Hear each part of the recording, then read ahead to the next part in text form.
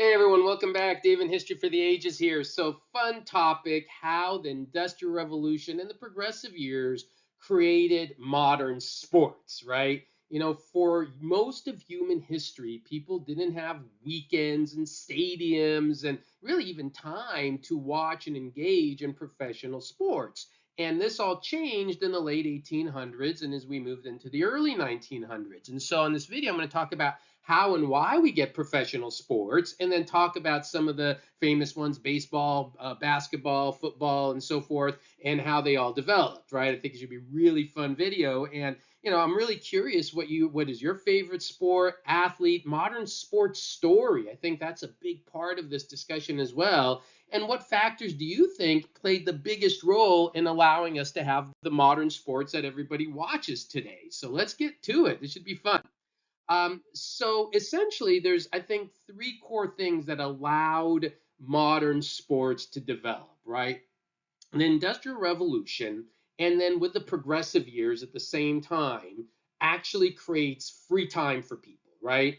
Shorter work days. I mean, eventually get child labor laws, weekends. Now, in the beginning of the Industrial Revolution, sure, people work like 75, 80 hours a week, but slowly that changed and work hours went down to about 50 hours a week, 55 hours a week. And then, of course, today we have the 40-hour work week for most Western civilization regions. And so this is something that allowed people just to have time to even participate with it. Now, beyond just having time, I want you to think of why else you would have at this period of time. And I cover this every semester with my students. It's a lot of fun. Why what else do you need for these modern sports to exist? And one of the things is you need transportation. I mean, how do you have professional sports leagues? How does a team from New York play against a team from Florida if they don't have trains, if they don't have buses, later on planes to get from one city to another city? Anyway, we're going to put the whole team on a horse and carriage and you're going to cross state lines to go play a game. Those back-to-back night games would have been crazy back then, right?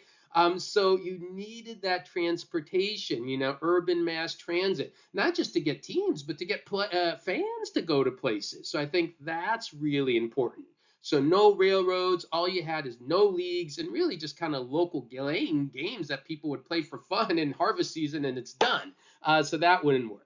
The other thing you need is stadiums, right? If you're going to have professional sport leagues, you need stadiums. And a big part of that is being able to build with steel. I have a great little video, if you've never watched it yet, on the Bessemer process.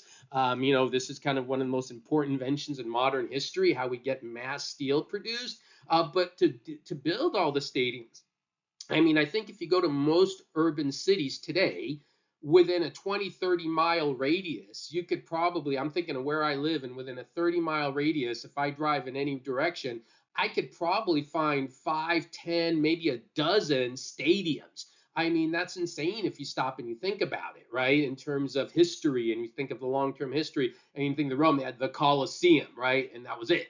They had little areas as well, other than that. But in terms of multiple major stadiums, you didn't have that.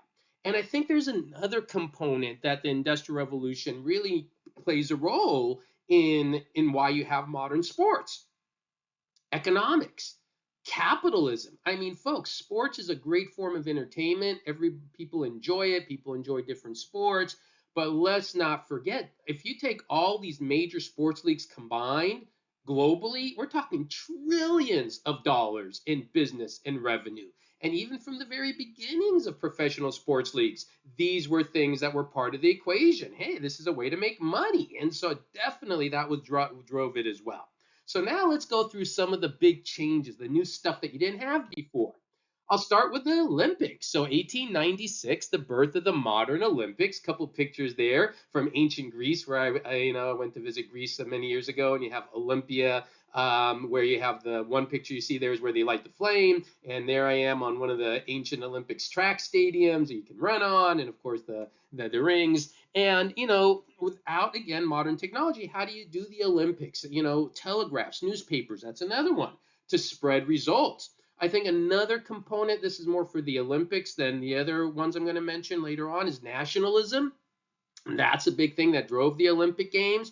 And I think another component of this is the human stories we get from sports that I think are so dramatic. When you think of the Olympics, it's not just, hey, great athletes competing against each other. And by the way, I think in every Olympic tournament, they need to bring like an average Joe to race or run or swim or lift weights or whatever it is against the Olympians. So, like for perspective, so this is like the average Joe and these are the Olympians, and you go, oh my God, these athletes are amazing.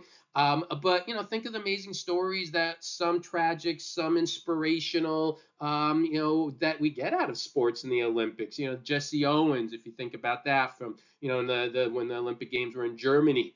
If you're not familiar with the 1956 water polo match, I have a video on that, the blood in the water match. The Miracle of Ice, if you're familiar with that story, great movie that they did on that. Munich Massacre, probably the most tragic event of any of the Olympic Games. I have another video on that one as well. But the point is that these Olympic Games and sports in general, give us dramatic stories as well. So that's definitely one thing that happens, 1896. And you'll see a lot of this is all right around the same time. 1891, James Naismith. So that was the first picture there. And this is kind of a funny little story. So James Naismith, this is the guy who worked at a YMCA, had a peach basket. He put it up, happened to put it up at 10 feet. That's the height of a basket today. The funny story is when he put the peach basket up, he never cut a hole in the bottom. So you'd have to put the peach basket in, throw a ball in, you got to get a ladder, get the ball out, very slow. Somebody finally decided, hey, let's cut a hole in the bottom of this thing. And, all these new basketball leagues are going to be created. The first league, as you can see here, is what's called the NBL, and that was the late 1800s. What we're familiar more today, the NBA, that wasn't until 1949. But still, this is something that would never have developed without, again, the Industrial Revolution, progressive years, and all these changes. So basketball, this, of course, Dr. J, if you're not familiar with him, this is kind of, I grew up watching Magic Johnson and the whole Boston and Laker rivalries and all that fun stuff. And so this was something that really developed a lot as a result of one of the sports, so basketball. Probably one of the most famous sports, of course, in American history is baseball, which is interesting because it actually kind of evolved from other games, bat and ball games, and it was kind of played for a while, very unofficially, informally in villages and schools. And then by 1845, they kind of codified the rules and made the diamond shape and 3 outs and you're out. And then in the late 1870s, you start to see the leagues form, the National League, the American League. And so these leagues are, of course, available to do that point because, again, Industrial Revolution, progressive years. And then you get the stadiums and people watching, of course, Babe Ruth here. And then you see I put a few other, dates of some other major leagues that, of course, developed. Soccer, professional leagues developed in the 1880s. Hockey and football a little bit later. And as I talked about before, these have become trillion-dollar industries. And so finally, the last thing I want to mention in all this is that this is also part of this greater recreational movements we see in the late 1800s, early 1900s. I mean, this is, probably nobody ever knows who this guy is, Thomas Cook, but he was like the founder of the tourist industry. You see a picture of him there. Movies, we still do that as recreation today. Science fiction books, Jules Verne, right? And so there are several other recreational activities other than modern sports that developed late 1800s, early 1900s. And it's because, again, of the Industrial Revolution and progressive years. So that was a lot of fun. I love talking about this stuff. Can't wait to read all your comments on it. You've got some other videos you can watch here as well, the Bessemer process, or if you want some other stuff more serious on the Olympic Games, I got a couple of videos on that too. Enjoy and subscribe, share, leave comments, check out my merchandise, all good stuff. All right, everyone. Hope you enjoyed that. Thank you for watching.